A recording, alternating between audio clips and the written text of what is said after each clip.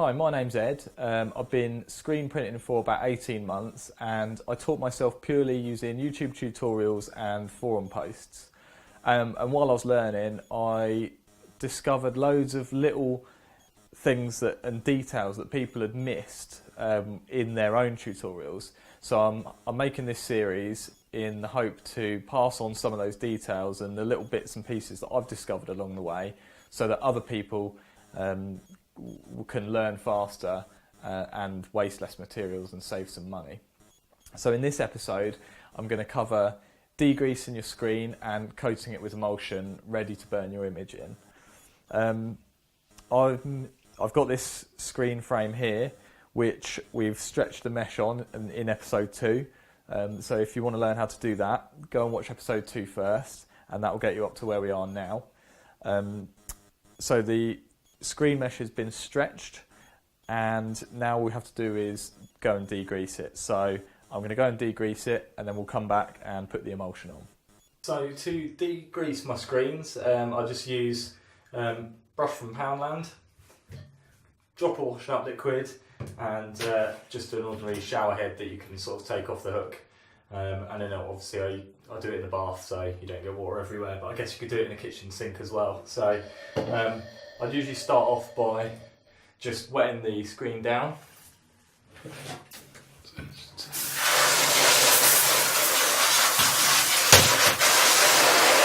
So just give it a bit of a wet first and then just a dab of washing up liquid. You literally just need like a drop and then just work it in with a brush.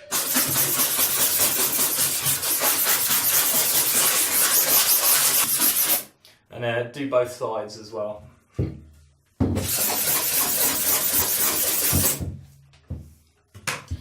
And then just rinse it off with the shower.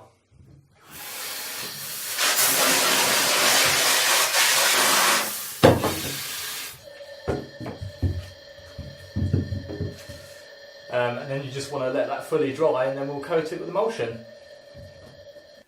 So I've degreased my frame. I'm not going to touch it because obviously your fingers have oils in them. I'm not sure if the oil in your fingers is actually going to affect whether the emulsion is going to stick on or not, but I just try and avoid touching them once I've degreased them just to be on the safe side. So that's ready to coat with emulsion now, and I'll just quickly go through the bits of kit that I use to coat the emulsion onto the screen. So this is the emulsion. It is light sensitive, so it comes in a black container, and I'm doing this in full light by the way, but when we actually come to coat the emulsion onto the screen, I'm going to turn the kitchen lights off. So this is the emulsion. It's Amex. I buy my emulsion and my inks from Dave Roper. I'm in the UK, so I use a supplier called Dave Roper. You can also buy this stuff on eBay and from other sort of hobby screen printing suppliers, I guess, in much smaller quantities, but I just find it's more cost efficient to buy it this way in sort of larger quantities. I've had this for well over a year. I maybe coated over 20 screens with it and I've still probably got a third of the tub left, so I find it's the most cost efficient way to buy this stuff. So that's the emulsion, and then I did mention this kit or this particular piece of equipment in the first video of the series, which just went through the bits of equipment that you need, and it's a scoop coater, and it's one of the main bits of kit that I'd advise you actually spend some money and get the proper screen printing kit for. It just makes coating screens so much easier. People do coat the screens with a squeegee and I used to do that as well, but after I bought this I wish I'd spent the money sooner and got it sooner. And this is quite a short one, and in an ideal world you would buy a scoop coater that is the same width as your screens.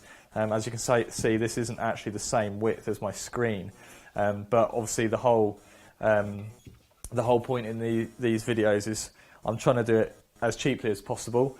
So rather than having like 5 or 6 different length scoop coaters, I've just got this short one, and it takes a little bit more time to coat the screens, because instead of just going up the screen in one swipe, it means I have to go up and down a few times to get the coat even. But obviously it saved me buying loads of different lengths of scoop coater, so I'm willing to do that. Just one more bit of kit, the trusty roller pan. I just use that to put my spatula in and stuff. And then I've got a little bit of cardboard which I've cut to the same profile as the scoop coater. So once I've actually coated my screen, if there's any leftover emulsion in the scoop coater, you just pop the end off. The ends are removable, and then I just use the piece of cardboard I've cut to just scoop out any remaining emulsion back into the tub. Just save some emulsion really, rather than you just washing it down the sink. And again, that's going to save you money. It's going to last longer. I actually got that tip from a lady on YouTube, and unfortunately I can't remember her YouTube name, but that has been really handy, and I've probably saved loads of emulsion just by having a little piece of cardboard. So what I'm going to do, I'm going to turn the lights off. You don't have to do this in complete darkness. When I first started screen printing, I would do this in almost complete darkness in the bathroom with a piece of cardboard taped over the window and with a red light. You don't actually need to be that extreme about it.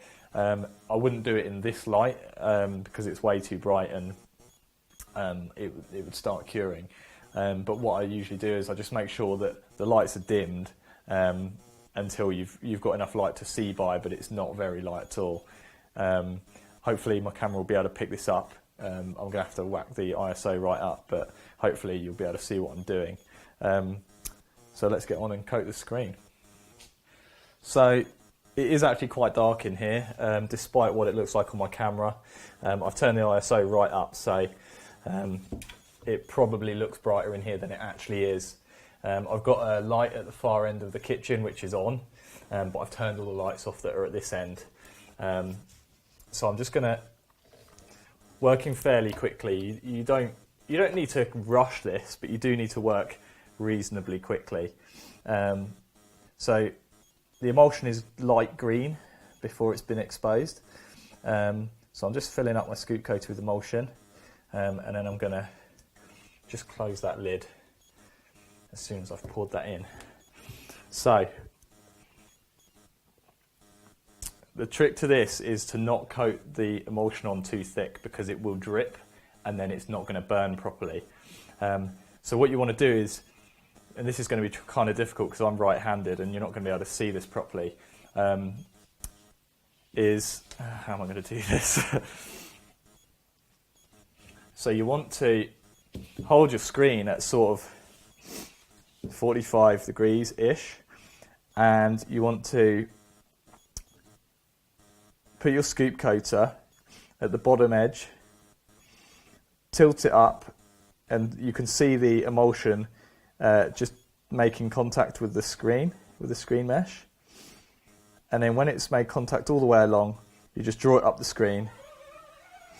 And as you get to the top, you just lay the scoop coater back and you tip up the screen to scoop any excess back into the scoop coater. And obviously you can see that my scoop coater's not as wide as my screen, so then I have to go up this side, but then that leaves a thick layer in the middle. So what I actually do is I use my scoop coater to scrape off any excess. I'll have to go over it 3 or 4 times, which is obviously not ideal, but it does work. So there's the second one, and I don't know if you'll be able to pick that up on the camera. There is actually like an overlap in the middle, so now I'm just going to go back to normal, which is much more comfortable for me, and just make that coat even. And as I said before, in an ideal world, you'd have a scoop coater that was the same width as your screen that you were coating. But obviously, to save money, this isn't too much hassle. And now I'm not even letting the emulsion fall onto the screen now. I'm just scraping off any excess to give a nice even coat. And then what you want to do, turn the screen round and then coat the back in the same way. And you can see I'm not rushing this. I'm working reasonably quickly, but there's no need to rush this, even in the light. So, just trying to coat the emulsion on, and then scrape off any excess. And the important surface to make sure you've got a nice smooth coat is this inside surface inside the frame, because this is the surface that your squeegee is going to be making contact with, and this is the surface you're going to be running your squeegee over. So it's more important that this surface on the back, or well, I guess it's called the front of your screen, is a nice even and smooth coat. So you can see that's I'm almost done now.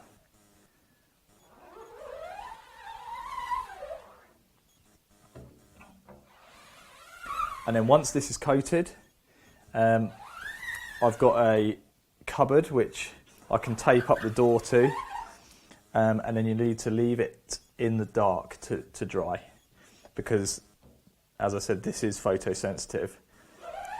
So I've got a cupboard that I use, and just as a precaution, I'll tape up using my duct tape, just tape up the door to the cupboard.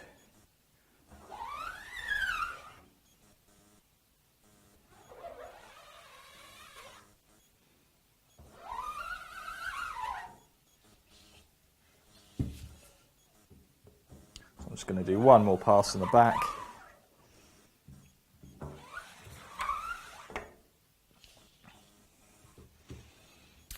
And there we go. And now I'm going to go and put this in the cupboard to dry. I almost completely forgot to mention that when you set your screens down to dry, you want to place them face down in a dark place. Obviously, like I said, the surface that's most important is this back surface here, because this is where you're going to be running your squeegee. So this surface needs to be the smoothest. So when you set your screens down, set them down to dry this way up, and then all the emulsion is going to then sort of fall to this side of the screen. And if there are any drips or little lumps or imperfections, then they're going to be on this side of the screen, and it's not going to affect how you print. So usually I'll just use either a couple of offcuts from pieces of wood and just set your end of the frame on those, just to hold it off the surface that you've got it on. Obviously you don't want your wet emulsion touching anything, so I just use a couple of scrap bits of wood, place my screen face down to dry. So I've put my my coated screen in the cupboard to dry, and I usually leave that overnight. And I'm just putting my emulsion back into my jar here. But yeah, I usually coat my screens in the evening, and then I will burn them in the morning, first thing in the morning, because that means obviously overnight it's dark, and the likelihood of them being exposed to the light's less. So I usually coat them last thing at night, and then first thing in the morning I will then burn the design in, and then it's safe and you can expose it to light and it's fine. The next video I will be going over how to burn a screen, how to print your film positive, and then how to actually burn that design onto the screen. And then we'll end up with the finished screen. So I'll see you in the next video.